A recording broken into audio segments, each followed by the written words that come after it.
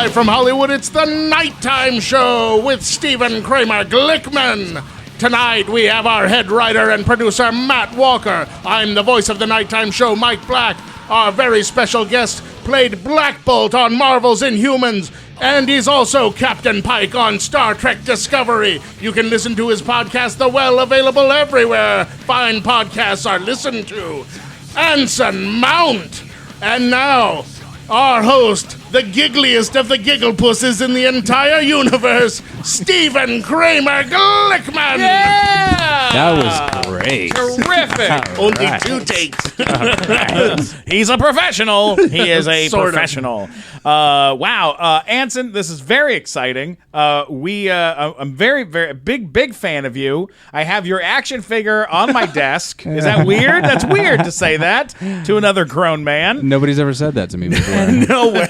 I can't be the first. The whole action figure thing is very new to me. That's pretty 2 big. out of 3 people in the room have action figures of your character. Oh, wow. Yeah, Mike has one too. I have a Christopher Pike action figure also. I was once crap. Lego'd, but I don't know if they ever put it out. Oh. Yeah, I did a movie with Liam Neeson called Nonstop, and that was coming out. That came out, I think, right before the Lego movie was coming out, in which he was voicing Batman. So they took the entire trailer of Nonstop, and they did the Lego version frame for frame, shot for shot. That's amazing. And they had to Lego me for it. That's Wow. amazing. It was one of the coolest things. Yeah. Well, so your Lego exists. You know Yeah, that much. it's somewhere. There's at least one. Yeah, sure. I know. I love that, man. That's got to be. That's a big deal. Not everybody gets turned into toys. Not everyone has played a toy Yeah. or has played a. Do you have your own toys at home? Do I still have toys? Because of we my went to own? Walter Koenig's house, and he's just got a shelf of nothing but Chekhovs. Oh, Yeah, which is okay. cool. So I guess the question is, do like you have Anton Chekhov? Yeah. Yeah. Yes. It'd be really Any, weird. exactly. Yeah, and that would be really Not as many Chekhov action figures as you'd think. I have Ibsen, O'Neill. I almost have the whole set. Right. Do you have any Black Bolt action figures? I have the Black Bolt bobblehead sitting on the shelf above my desk, and we have one of the plushie toys that was made for. Oh God, I've already forgotten my dog's name in the show. I should know this, and I don't. Wait, hang on. I know. What? You Oh, you God. say as you start Googling. Yeah. Frantically. No. We'll figure it out. There's Lockjaw. Lockjaw. There we go. I knew I knew it. Thank you. I knew it. I was about to revoke your geek card from both of you. I know. I was very upset. I have a pug. So seeing Lockjaw's not a pug. Lockjaw's like a bulldog kind of, or half bulldog, half pug. He's like sort of somewhere in there. Isn't that funny how, as a child, I drew shame from being a geek, and now I am drawing shame from not being a big enough geek. Not being right. Isn't that crazy how that happens? Weird. It is weirve. It has gotten. I never fit so... in. I got picked on in junior high. I was the geek that got picked on, and now I've blossomed. Yeah. And I'm being picked on by the geeks. Yeah. Right. Oh, hey, Never come stops. on. But I'm still a geek. I still get picked on by the geeks because I'm into different geeky stuff. Like, I don't care about the comic book stuff. Like, I'm not into it. Yeah. But Matt's a real. But they make fun of me because I'm a big Avatar fan. Well, and that's the one that everybody is pretty like big Star Trek fan. Well, I'm the fan. biggest Star Trek fan, He's you know. a major Star Trek fan, Oh, wow. and he's a big game show fanatic where he knows Really? everything about every game show that's Yes. ever existed in history. It's fucking ridiculous. I was watching Password Plus earlier tonight with host funny? Alan Ludden.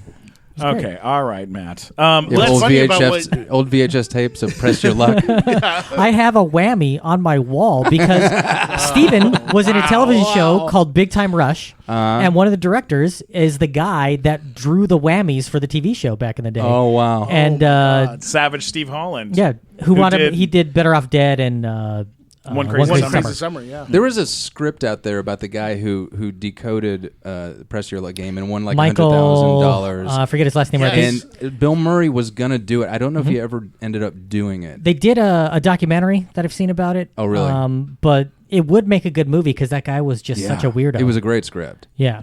Yeah, and he would be great for it. I remember over at the silent movie theater before it went away, they showed like best of game show moments, and they had that in there, and they talked about that script and everything, and I was like, God, that would make a good movie. And my favorite thing about the whole story is that he figured out the pattern by sitting home watching VHS, right, whatever. He gets there, he gets to $100,000, which is his goal, and the show had already run like 45 minutes of recording at this time. And it's supposed to be half-hour shows, and they tried to not pay him, but at the very end, so he's like, all right, I'm done, passes the rest of his spins, because that's what you do, and he had like 2 spins left. So this other woman got like a whammy, so then like she could then pass the spins back to him. So she passed the spin back to him just because she's like, all right, this is clearly there's nothing to happen, so I'm just going to try to make him go bankrupt. And then he didn't get a whammy, but he didn't hit as good as he was because he was all nervous at that point, so he didn't have it locked in. So he almost blew the whole thing at the very end. Wow. Yeah. That is fucking bizarre. Yeah. Okay, right. Anson, let's jump. Here's what we got to talk about. Enough game show history. Enough with the game show history. Anson, let's start. Where are you from? Where'd you grow up? I grew up in White Bluff, Tennessee. Okay. All right. What did you do? What did your family do out there? Like, what were they into? Oh man. Were they? What type of work did your dad do? Well, my father was from the same hometown, but he joined the military to go and fight Hitler and wound up on an aircraft carrier in the Atlantic. And then during Korea, he had developed tuberculosis and spent 2 years in the hospital having pieces of his lung cut out. And the only thing that he had to do while he was recuperating is play banjo, paint, and write. And he read about a short story writing contest in a brand new magazine that was going to be published called Playboy. And he entered the contest, and he won. And he got his story published in the first issue of Playboy magazine. And they called him up and said, you can't enter again because you've already won, but if you want, when you get out of the hospital, you've got a job waiting for you in Chicago. Wow. So on a lark, my father moved to Chicago and was actually driving a cab to supplement his income because they weren't making any money. Playboy was it was a half a floor of office cubicles and on one floor of an office building in Chicago. And because my father had gone to an Episcopal school, the Hefner made him the religion editor. And because Hefner was a very smart man, and he knew that he was either going to invite a boycott or was going to start a conversation, and so my father was in charge of the conversation. So this led to my father working with Dr. King. I ran into Jesse Jackson for the first time in years a few months ago, and he gave me a big hug and said, Your father is the first person who ever gave me an interview that was actually about me.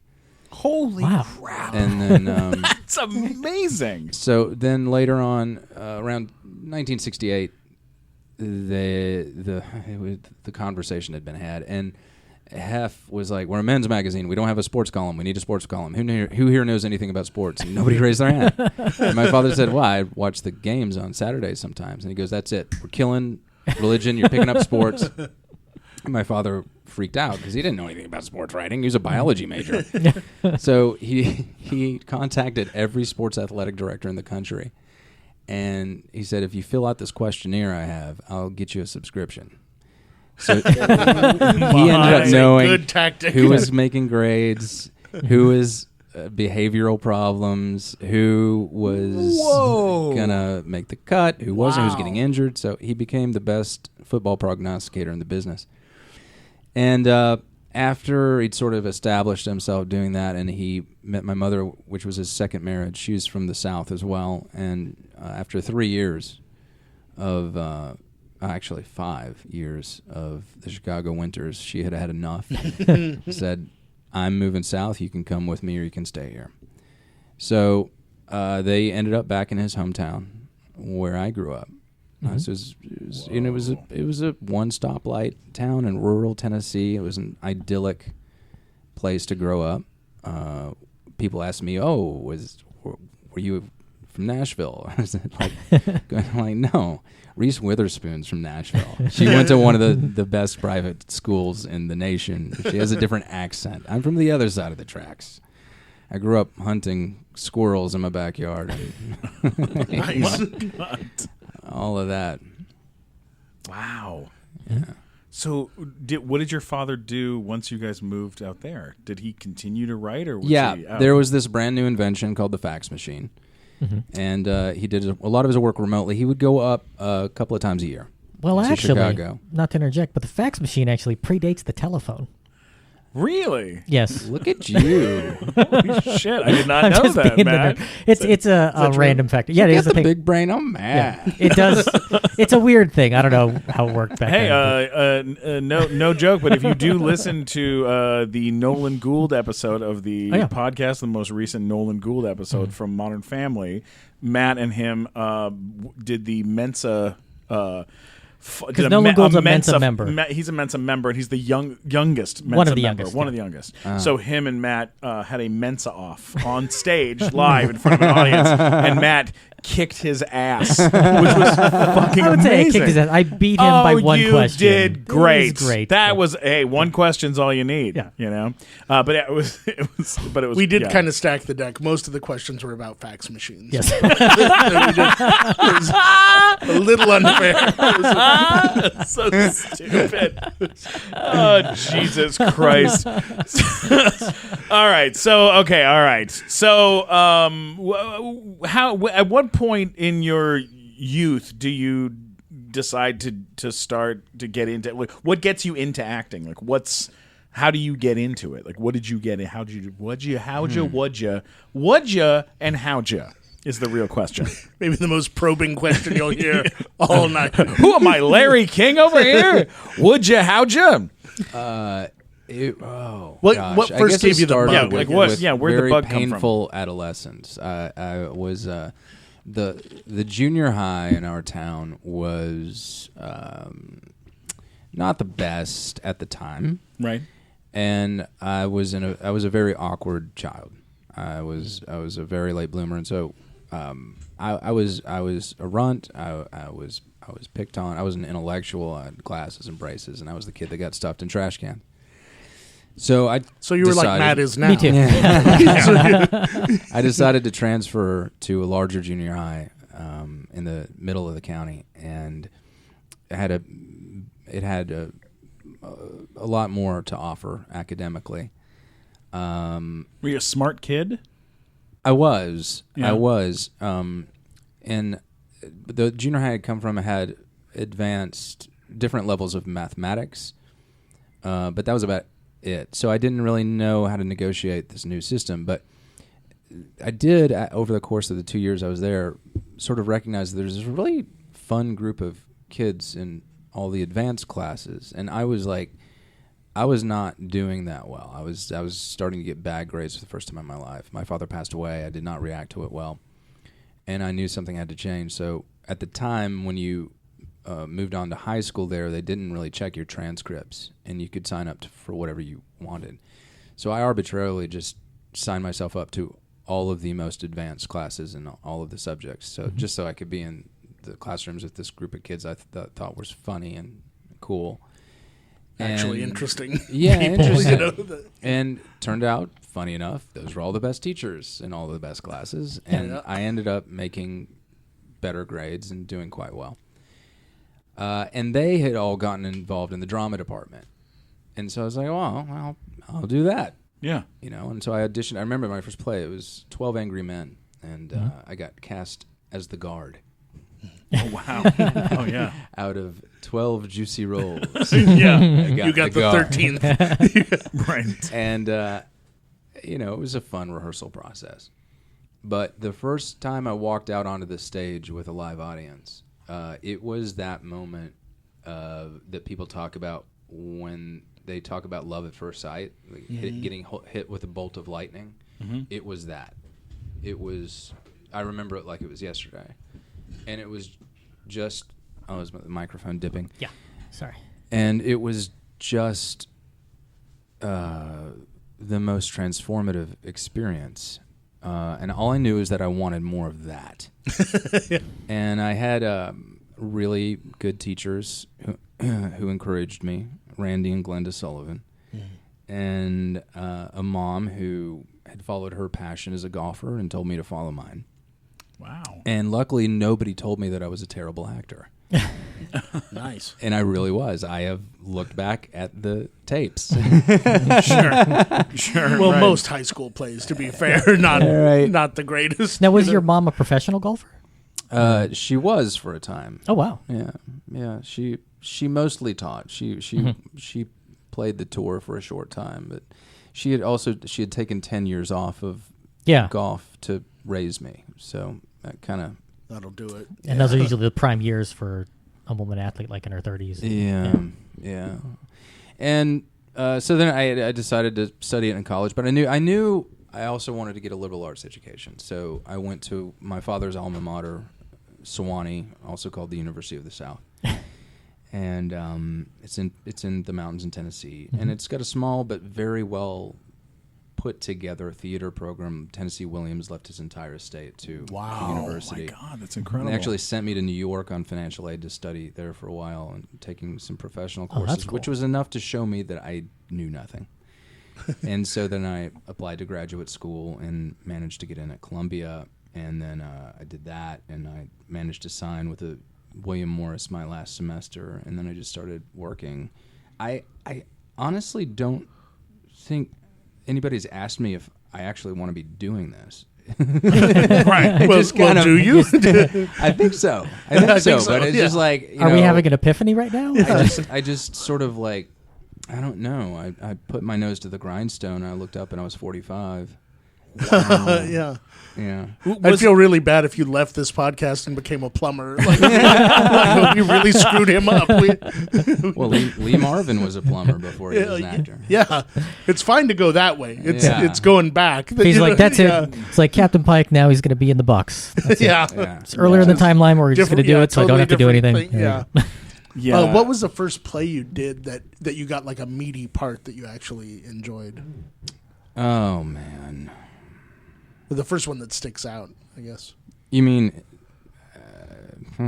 Where you were like, oh, finally I get to like... You mean in sink school my or teeth into professional? school. In school or anything, Wherever, yeah. Did you do theater in New York outside of... Yeah, that's why I still live there. I did a play last winter. And, have you done plays on Broadway? Is that what you... Actually, I've never done Broadway proper. I've done a lot of off-Broadway. Well, we need to make some calls. Broadway's like Hollywood, man. I know. Come on, Steven, call your Shrek contacts. I will. Stephen almost did Broadway. Well, I almost did my Broadway. first big play out of graduate school was called Corpus Christi by Terrence McNally, and it was very controversial at the time. Terrence had written this play that was really it was the most personal play he's ever written, and it follows the life of a young gay man from Corpus Christi, Texas, which he was. Mm-hmm. Wow. But the architecture he used for the story is the story of Christ. Oh, wow. So kind of two stories in one, and of course the right wing got a hold of this and went to town with it, and a lot of assumptions were made, and the next thing you know, the theater, Manhattan Theater Club, was getting bomb threats, and they canceled the production. This is when I was still in school. I remember reading the headlines about this because it was the juiciest thing going on in the theater. And then Athol Fugard and Wendy Wasserstein called up all the major playwrights in the world and put together a letter and contacted MTC and said, none of us will ever work for your theater again if you don't do this play. Wow. That is so amazing. MTC went back to Terrence and Joe Mantello, who's directing. And by this time, they'd kind of moved on. They were like, please come back. And by the time this all got settled out, I was out of school. And I was actually carrying a spear in Shakespeare in the Park, doing symboling. I was understudying Liev Schreiber. Oh, and I auditioned for both Joshua, the lead, the Christ character, and the Judas character, and they decided I was I remember my audition was actually after a very long flight back from Berlin, and I was so jet lagged. But they decided to cast me, for better or for worse. And which of the two roles did you? Joshua, the lead, and Josh Lucas was cast as Judas. Oh, wow. Michael C. Hall was playing Peter. Holy, what a cast, man! Oh my God. Jeremy Shamus was Simon, I believe, and Chris Fitzgerald was, I can't remember which role Chris was, but and Ken Leung, who was in Inhumans with me, he was James the Less, and so we just we got to work and tried not to worry about what was going on outside, but then it was it got to a point where it was kind of hard to. There were protests outside, and counter protests, and we're just trying to do a damn play, and it's a pretty simple play, that's not salacious at all when you see it, and but they had to spend a lot of money to bring in the security, and we had a bomb sniffing dog, and we had metal detectors, and this is like mid-90s. This is 98. Okay, and I was living there. I remember having lunch with Jeremy Shamus in the stairwell of the theater one day, and a security guard was setting up one of the metal detectors, and we were talking to him about it. He said, somebody wants to get into it with a gun, they're going to get in anyway. Thank you. Great. That's very reassuring. Yeah, sounded like maybe there's a little bit of agenda behind that statement. So, I never really thought anything would happen, but there was this, at the end of the play, there's this moment where in the crucifixion scene, I was in my underwear, basically naked, and standing on the highest level of in the theater, with my arms spread, my legs crossed, and I'm being hit by what are called shin busters and chin busters, right? These lights from the bottom and the top, so you are blind. You can see literally nothing. And then, their first public performance, there's this thing that happened where, I realized if it's going to happen, it's going to happen right now. Yeah. And then this other realization happened, which was like, well, fuck, this is why he did this. Wow. And this is why I'm an actor. And there's this one of those just like, your soul gets connected to something else. It's just one of those transportational. I don't know what the word is. Transformative, but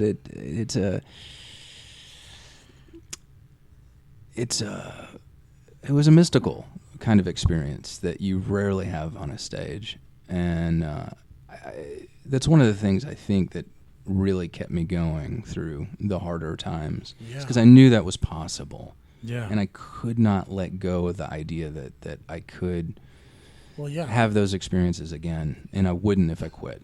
Wow. Amazing. Really, yeah. The stakes couldn't be higher. Yeah. What you were doing at that moment.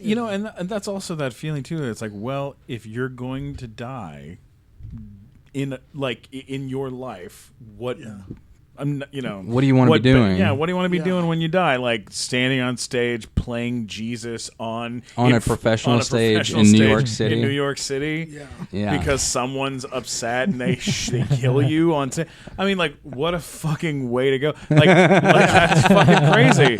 And not let's be clear, I did not want that to happen. No, of course not. But like, you're not going to have to wait in line in heaven either. They're just, I'll go right on through, please. The day before. Fast pass. Yeah.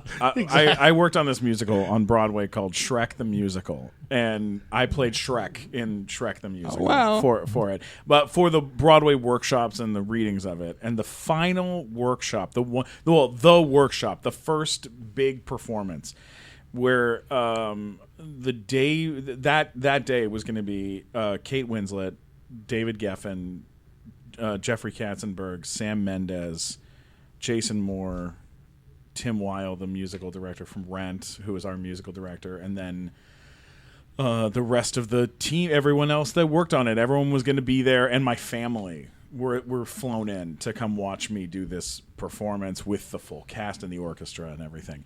And before this job, you were answering phones at the Comedy Store and mixing perfumes at a factory, for making perfume for witches. Yeah, it was like a that's gothy. That's the jump in jobs that this was. Yeah, it was like I was the doorman at the Comedy Store, and then I had this job.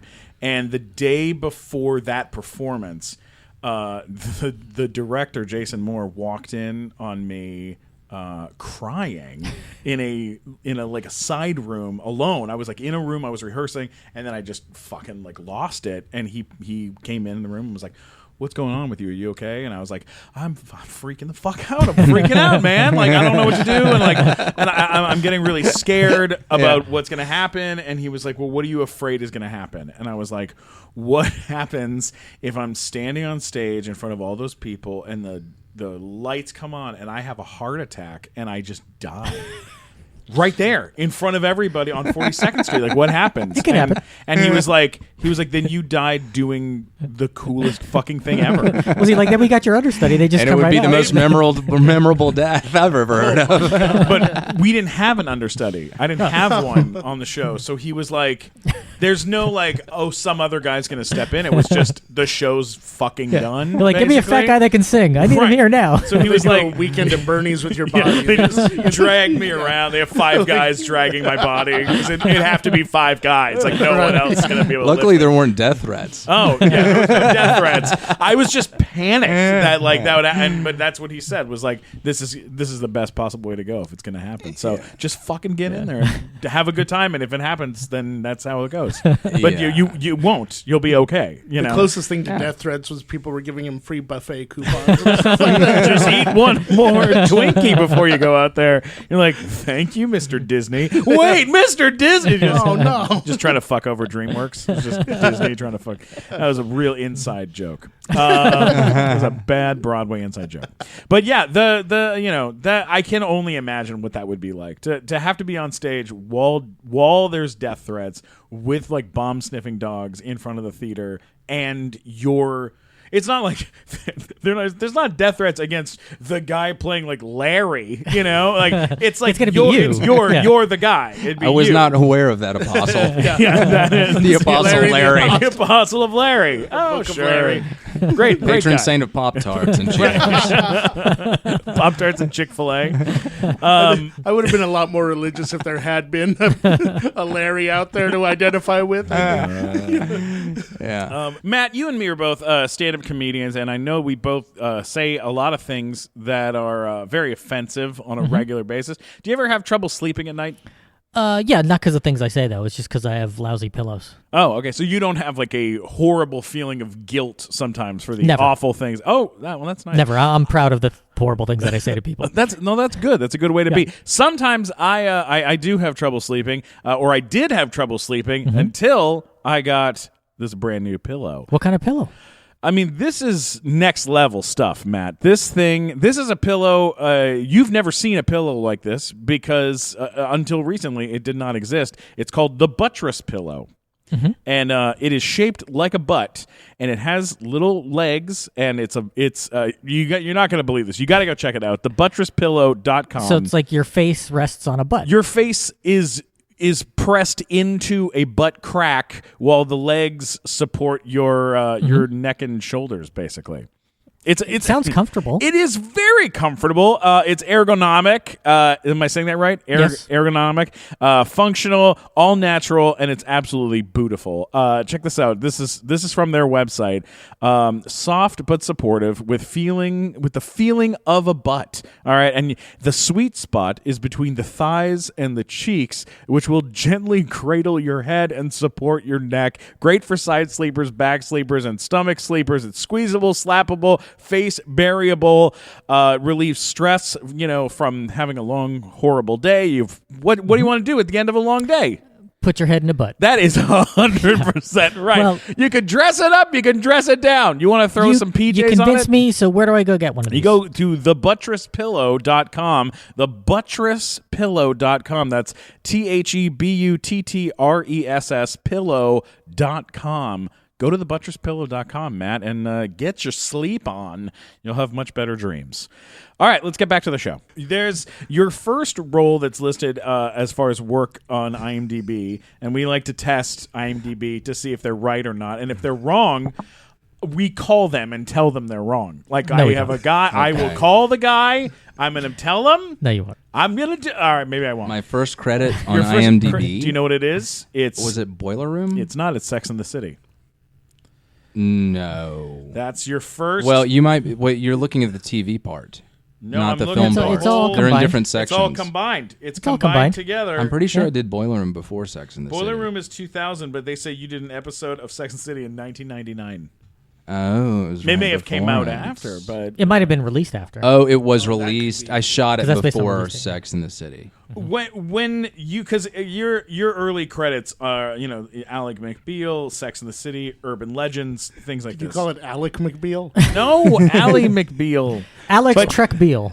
Totally different show. Alec McBeal. Of those, what did you do on Sex and the City? Because There's we a have great a lot joke there somewhere. Yeah, I know. We were all like, "Oh, there's something Mashup funny." of Let's all just move on. Baldwin. What is Louis Vuitton for 400? It's as good as we're going to get. Nice. Not great, but it's okay. We'll keep it and it's we'll enough. move on. We have a lot of female listeners, and I know that they are. I know there's a lot of fans of Sex and the City. So what did you do on that show? What was that like? Who did you work with? Well, it's great. When the Sex and the City days in New York acting were great because every working male actor in New York City had a different nickname associated with the show. Right. And that would identify the role that they played. Like there was Cunnilingus guy. Right. There was That's the nickname to get. there was there was closeted gay guy. There was I was Crabs boy. Crabs. My got the worst character one. season 3. Talk about a no whammies sort of thing. My character gave Charlotte crabs. Oh no! Yeah. Oh god, that's Did, so did that It was actually? it was a fun role, though. I gotta say. Did that actually hamper your dating life in New York at the I time? do am you not a method actor, my friend. Think? No, but I'm saying like people seeing you on TV where they're just like, nah. Like, do you think that might have happened with some women or no? No, I didn't. I don't get recognized that often. Okay. Even now, I don't know what it is. Well, now every nerd in America knows who you are. Which one was Charlotte? yeah. Charlotte was the hot one. Oh, Well, there's a couple. There was hot a lot ones. of hot There's ones. a lot no, of hot they were ones. all very Kim attractive, Cattrall is but- very. Kim Cattrall is great. Charlotte was the But brunette. if you had to Charlotte give crabs was the to any pretty. of them, Yeah, no. it would be Charlotte was the Charlotte. prettiest. I think the pretty prettiest, brunette, right? The pretty Yeah. brunette. She's very. So very I was beautiful. Miranda's all, the redhead? I was all about Cynthia Nixon. Yeah, that's Really? Yeah, and now, But did you vote for her she for and I have governor? the same manager, and so I see her every now and then, and I'm friendly with her, and it's just like she still intimidates me. Is she gonna run for office again? Do you think? Well, I sometimes I don't can be hot. know, but I love. She's a lovely, lovely lady. If I lived in like New her York, a I would've lot. And voted for she her, is an incredible actress. You should see her on stage. They She's kind a of made her dynamo. like dressed down compared to the other ones on that show. But I've seen her in other stuff, and I was like, oh, she's actually really hot. Yeah. So She's very- I get what you're and she's a saying. super talent. I mean, she's like Broadway, like gold. She's done Yeah. so much stuff on Broadway. She was the only person I know that ever did 2 Broadway shows at the same time. Whoa! What? Yeah, so she had 2 competing offers, and she was much younger, and I believe it was our manager that helped to figure this out. But she was going to have to choose one, and then her representatives realized, wait a second, she's in the first act and the third act of one play, and she's only in the second act of the other play. What are the run times of these plays? And I swear and they're across the street from each other. Oh no! So they Wow. figured it Way. out. So she would do the first act of one play, run across the street, change clothes, do the second act of the other play, change clothes, run back, do the third act of the other play. What? Wow. Curtain call, run back over a curtain call. She was getting 2 paychecks on Broadway at the same time. That is astounding. That's I know, fucking right? crazy. That is good agency. Yeah. Great. She's the Deion Sanders of Broadway. Yeah, she's the only person that I know of that's ever been able to do that. That's I've amazing. never heard of anything Yeah. like that. Like I thought you Well, meant like maybe 3 days a week she's over here and 2 days a week she's here, but like the same night. That's like when we incredible. were doing Shrek, Sutton Foster was Fiona in Shrek with me from 7 in the morning until 4 o'clock. And at 4 o'clock, she would go next door to Young Frankenstein, get into costume, and then at 7 o'clock, she would go and do Young Frankenstein on Broadway all the way until the late evening, go to sleep at night, get up in the morning, and then go back and do rehearsal the next morning. And she was going through a divorce, I believe, at the same time. And like, she was just fucking killing it. Wait, like, and you're crying in the closet. I'm losing my mind. I was freaked out the whole time. But she was like, I mean, she's amazing. Sounds like you were woman. worried about you having How a heart old attack. was she? Yeah. How old was she at this time? Maybe 20. She was in mid 20s. There you go. She's one of my favorite things about Sutton Foster, and I can just say this very quickly because it's amazing. She auditioned for Thoroughly Modern Millie on Broadway, and she was like in the chorus of the show. And then they were like, "Oh, we've lost our lead woman. We need to replace the lead with someone. Maybe we'll take someone from in the cast to replace our Millie, the lead character." And Sutton Foster raised her hand and was like, "I would like to audition for that part." And they were like, "Oh, this like random chorus girl along with a couple other like bigger people from the show are going to audition for this part."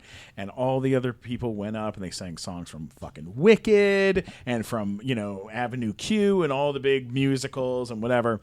And Sutton Foster got up in front of everyone and sang the song Oklahoma from Oklahoma, which is like the cheesiest fucking song ever. And they were like, "This is the woman." And then she won the Tony for it. Wow.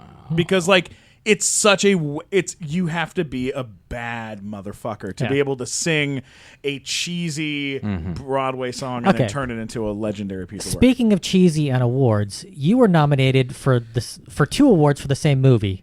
You were nominated for Teen Choice Award for Best Chemistry and the Golden Razzie for Worst On-Screen Couple. And that's for Crossroads with Britney Spears. Crossroads with Britney Spears. Now, how do you explain that one? Yeah. That's a funky one. How was that movie? Taryn Manning, who was in that with you, went to junior high school with me. No. One of my dear friends. Really? She wrote in my yearbook in the 7th grade. She said, "Stop following me home." Yeah, she wrote, "Dear Steven, you're cool, I guess. Try not to be so annoying next year, Taryn Manning." and I give her shit for it all the time. I love her so Still much. hasn't done the show, by the way. Yeah, no, still hasn't done it. But she's off doing Orange is the New Black. She's great.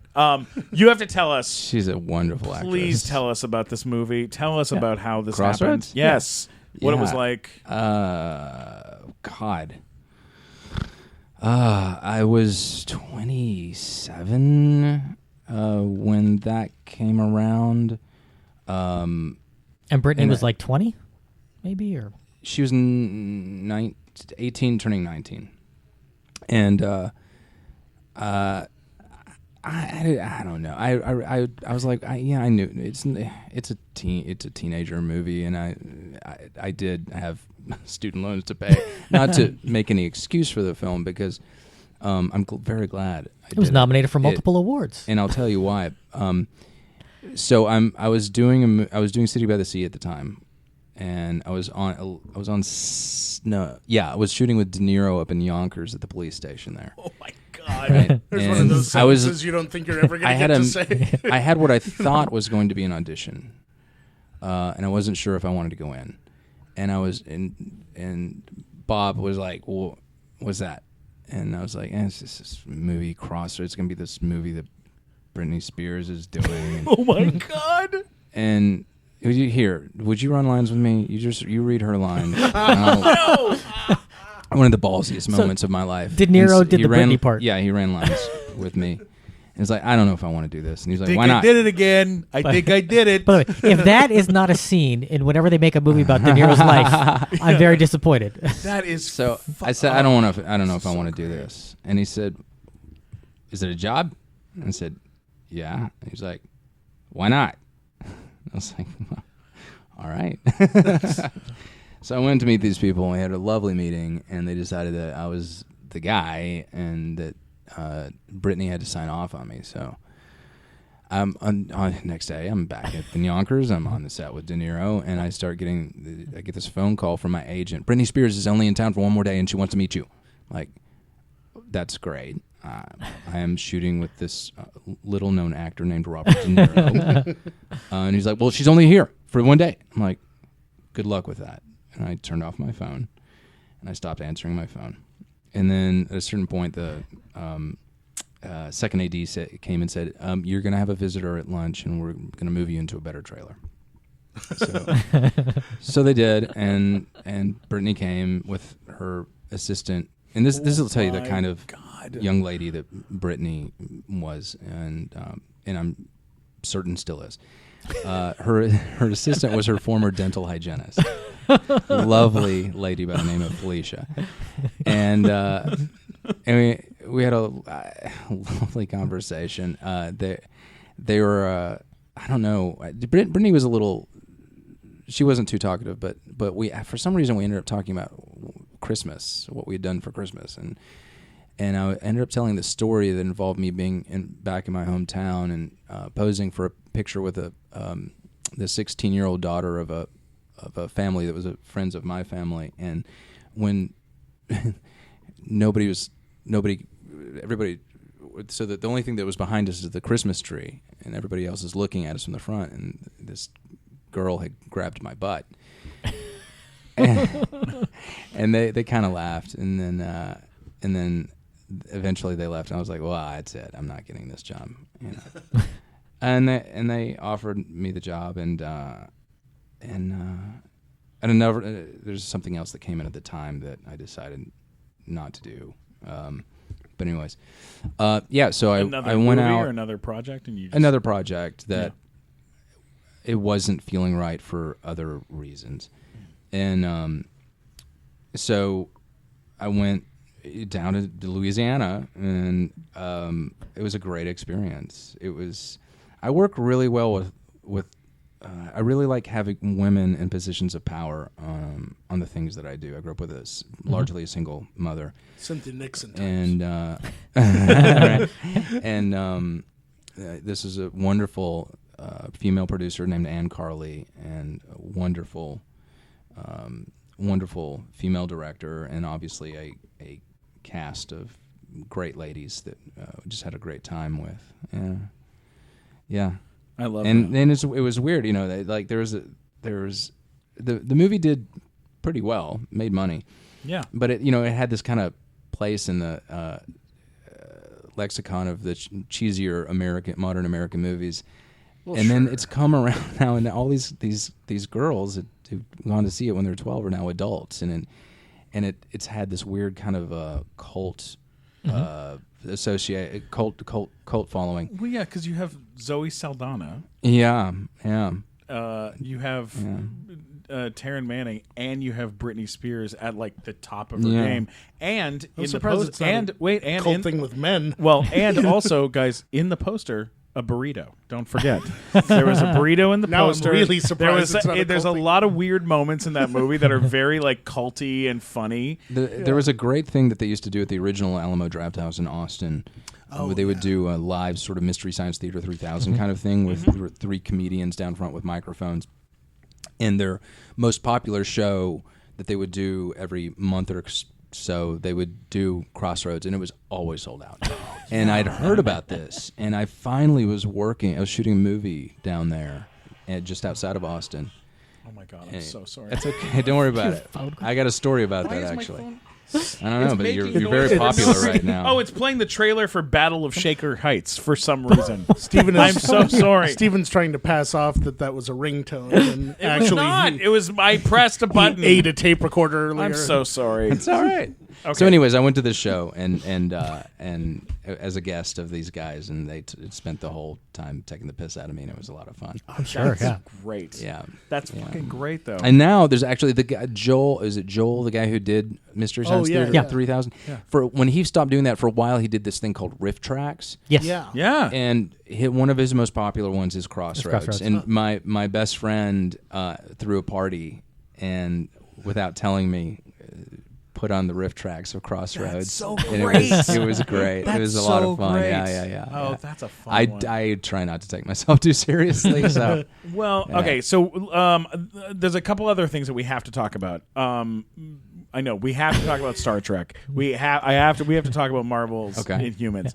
And we have to talk about your podcast. All right. But before we do that, just real quick, can you give us a tiny bit of info on, you were in this movie called The Battle of Shaker Heights with Shia LaBeouf. Yeah. Which was the first Project Greenlight movie. They hadn't made they hadn't done something yet. What was that experience like working on that? Because they were was it not great or weird? Like anything? Even it if was you all just right. keep it short? HBO was very professional about it, and the rule was anytime we told them to stop, get out of my face with the camera, they would do that. They weren't too invasive. Some of the editing pissed me off, and some of what I found out was going on at the production level pissed me off when I found out what was going on that I did not know about. Shia was clearly just, bright as a diamond, just whip smart, fun-loving, lovely kid. He was 14, I think, at the time. Was he very encouraging back then, telling you to just do it? It was fine. I only worked a few days on that, but it was a fine experience. All right. Okay. Good. What kind of stuff did they do in the editing that was, if you want to talk about it? In an instance, being called in pre-dawn hours, and then having a day get pushed so far back that I'm not used, and pushed further back, I find because the directors pull an emergency meeting, quotation in floating quotation marks, emergency meeting with the producer, in which they try to tell him that they're getting too much producerial oversight. Didn't go over well, but pushed us further back to the point that they're fighting for light and rushing to get that. They've already, and they sent me back, told me that I've got several hours off to go lay down in my trailer. I go lay down in my trailer. Yeah. I get bang, bang, bang, bang, bang on my door. Rush to set. We're losing light. We got to get your shot. I am surrounded by people. This is actually in the movie, or in the series. Surrounded by people throwing on my coat, putting on my makeup, fixing my hair, giving me direction. I got maybe less than 10 minutes to get my shot and do it perfectly. And in the editing, the excuse that was given was that I fell asleep in my trailer. Oh, that pissed me off. Fucking that pissed me off. That's a well, that's the whole reality show. That was the excuse that the first AD gave to the director, when actually eyes should have been on me leading up to that moment. They should have known that I had been sent to my trailer and where to find me. And that's the danger of taking part in anything that's a reality show, is that they edit it to make people look however they want to make them look. So, but that could really have affected your career. Maybe. I don't know. I didn't worry about it too much. Well, that's good. Yeah. Okay, so Matt, Star Trek it up. Give us some Star Trek. I know you have questions. Couple questions. Go for it. Were you a Star Trek fan at all before you took this part? Yes, the original series was in syndication on my local UHF channel starting when I was about 7 or 8, and my mother told me that I had to watch it, and so I have seen every episode of the original at least 3 times. Oh, nice. I was watching it last night, by the way. But so you were familiar with Captain Pike from the original, and you'd seen the menagerie and the cage and all that.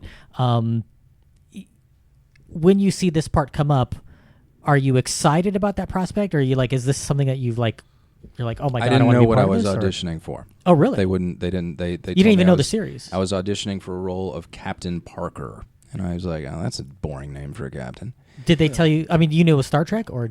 Yeah, I mean, we'd been talking about Lorca from season 1, and they very wisely cast Jason Isaacs, he was great, who I was already a fan of.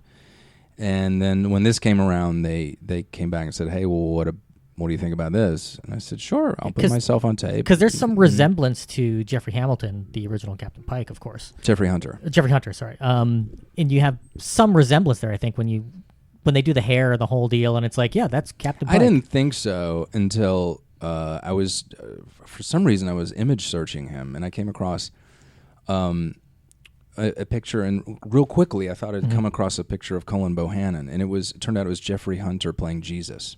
And I went, oh, okay, I see it. Yeah. Like as a viewer, I was happy when I saw the photos of you in on set and stuff. I'm like, oh, yeah, that's Captain Pike. Like that's a real one to do. So, had you watched the other series? Like, did you watch Next Generation, any of those, or not really? Oh yeah, yeah. Next Generation came around when I was in high school. I lost track of it when I went to college, as you do with everything. Yeah.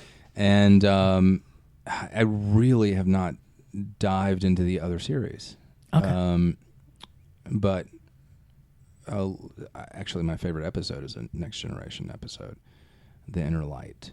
Oh, yeah, of course. Yeah, it's good. That's one where Picard gets flashed into another society, and he lives like an entire lifetime while he's like passed out on the floor. And he learns to play the flute, and then he has the flute he plays later. And he wakes up and he finds out he was only passed out for 5 minutes. Yeah. Oh, that's so it's a whole thing. It's a great I episode. love that. Yeah.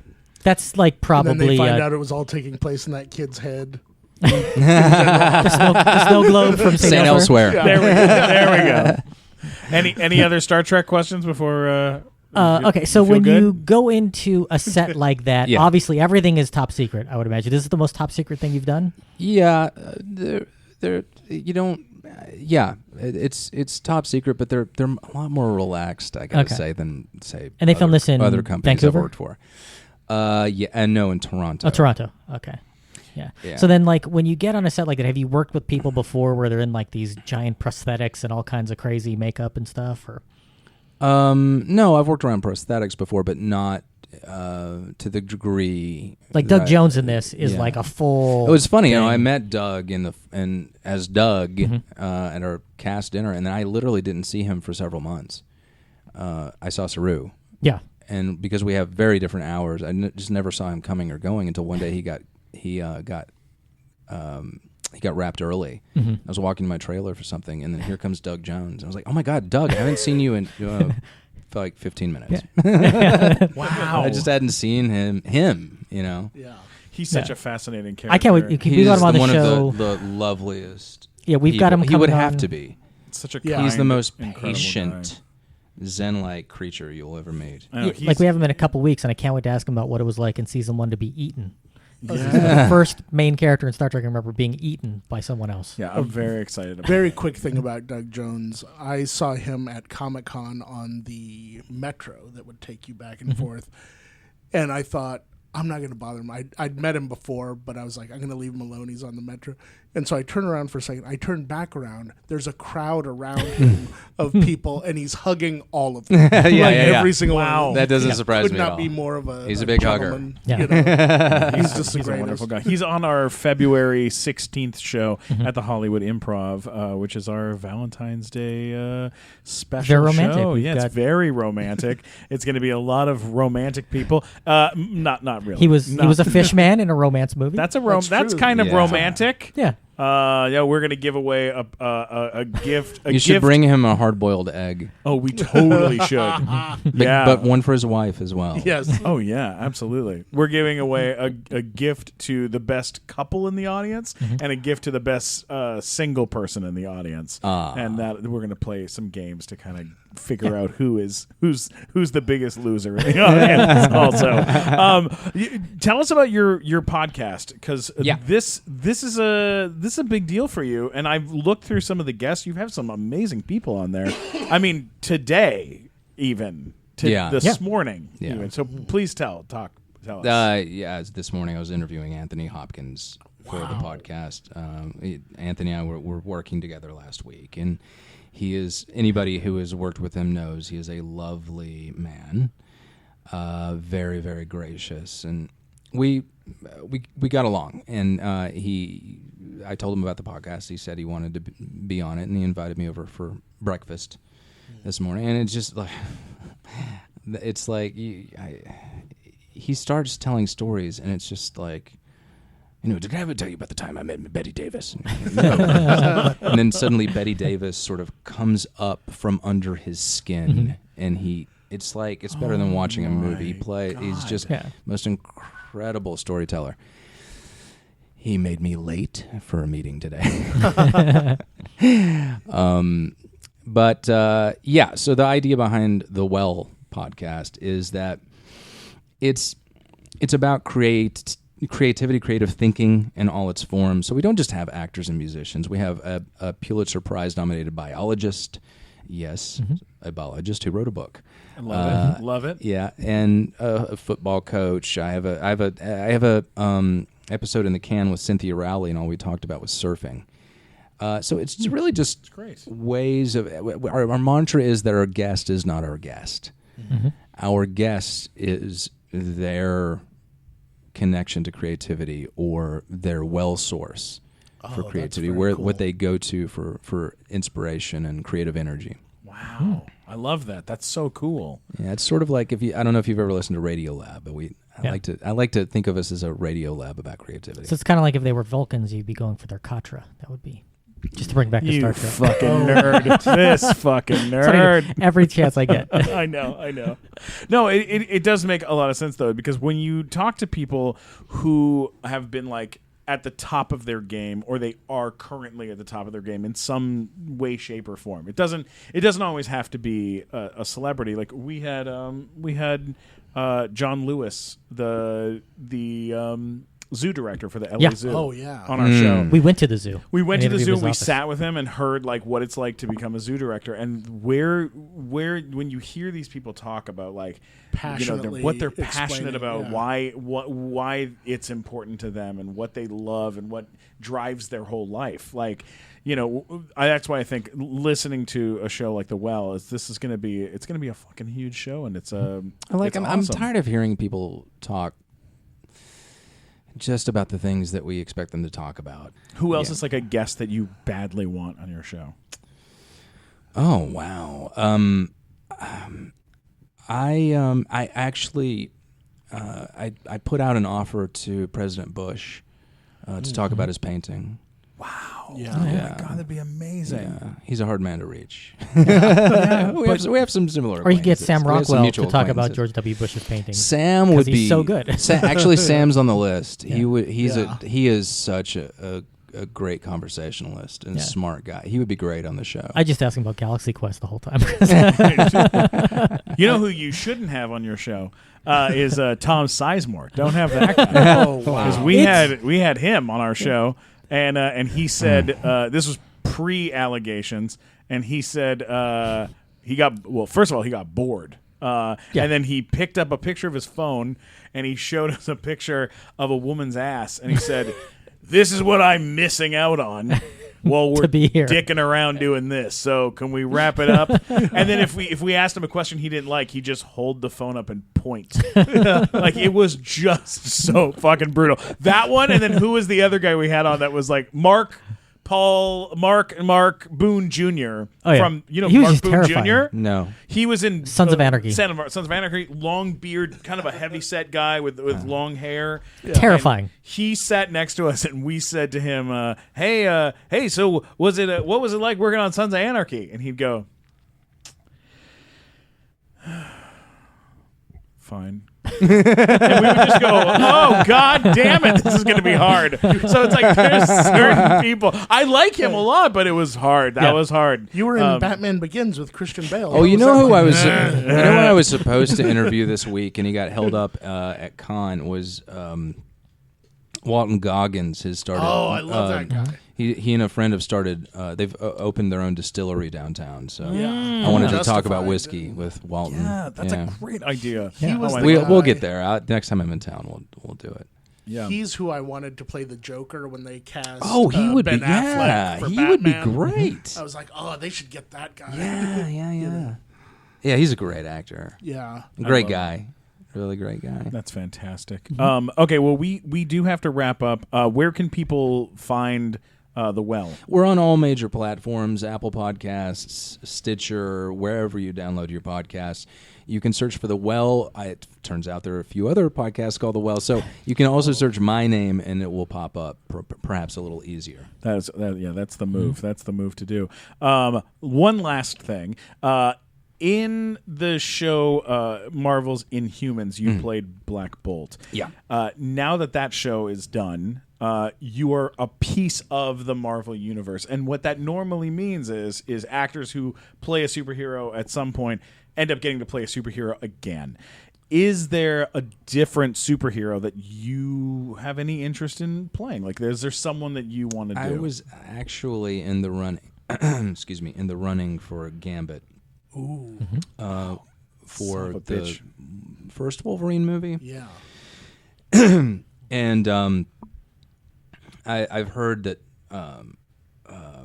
Channing Tatum.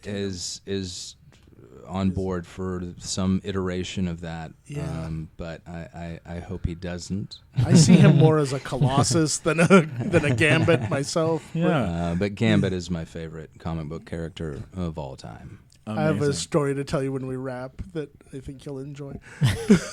But yeah, you'd make a great Gambit. Oh, yeah. I could totally see that. Yeah, or Adam Warlock. Oh, you'd be so great. There's so many great characters you could play. Yeah. And I can't wait to see what you do next. Thank you so much for coming to do the show, man. My And, pleasure. I can't wait to check out Let's the do the live show sometime. Hell yeah, that'd be amazing. Yeah, we could play could we play a clip from Crossroads? Absolutely. Oh my god, we need to And do only that. if you make fun of it. I may Yes. even we could even consider we could reach out to Taryn and see if she'd come Yeah. too and do a reunion and have both Yeah. of you guys on stage. That would be great. That would be amazing. All right, thanks for listening to the Nighttime Show. Matt Walker, where can people find you on the internet? 3 quick things. You can find everything about me at funnymatt.com. If you're annoyed by me, you can let me know at mattwalkersucks.com. But also, Steven and I have a brand new podcast that we just launched where I terrify him by talking to him all about the time I was a juror on a murder trial for a man who murdered his mother and dismembered her body. I fucking and I give him hate all the being on that details. show. And he's scared shitless the entire time. So so look for that. scary. It's a new show called Juror Number 8. And it's a good Tricked me time. into it, and now I'm on a podcast That with sounds great. It's like a mini-series podcast, Yeah. basically. It's fucking terrifying. All right, Mike, where can people find you? You can find me on all social media at Mike Black Attack. I also do another podcast called The Power Pals, which is a lot of fun. It's very nerdy and very dirty. Yes. Anson, where can people find you? I am, where can I go? In Brooklyn? Yeah. What's your address? Where in Brooklyn are you? Where in Brooklyn? I am on all major social media platforms. My wife and I right now we're in Brooklyn. What part of Brooklyn? I'd rather Oh, not don't say that on the air. Why would I even ask you that on the air? to hang out. I used to live in Brooklyn. That's why I lived I'll tell you when we're done. All right, but we'll talk later. we're moving up to Connecticut soon, anyways. But All right. people can find me on all the Twitter social and media Instagram, yeah. at Anson Mount, and the Well Podcast is at the Well Pod on Twitter, and we're at the Well Podcast on Instagram. Yeah, and I believe if you go to your Twitter, it's in the bio, so you can click the link there if you need to find it that way. You can always get me at Stephen Glickman, STPHEN Glickman, on Twitter, Instagram, and YouTube. Don't forget to check out The Nighttime Show online. Go to www.thenighttimeshow.com for the live show, for other stuff, and for merch, and for all sorts of fun stuff. Hey, guys, thanks again for listening. Stand up!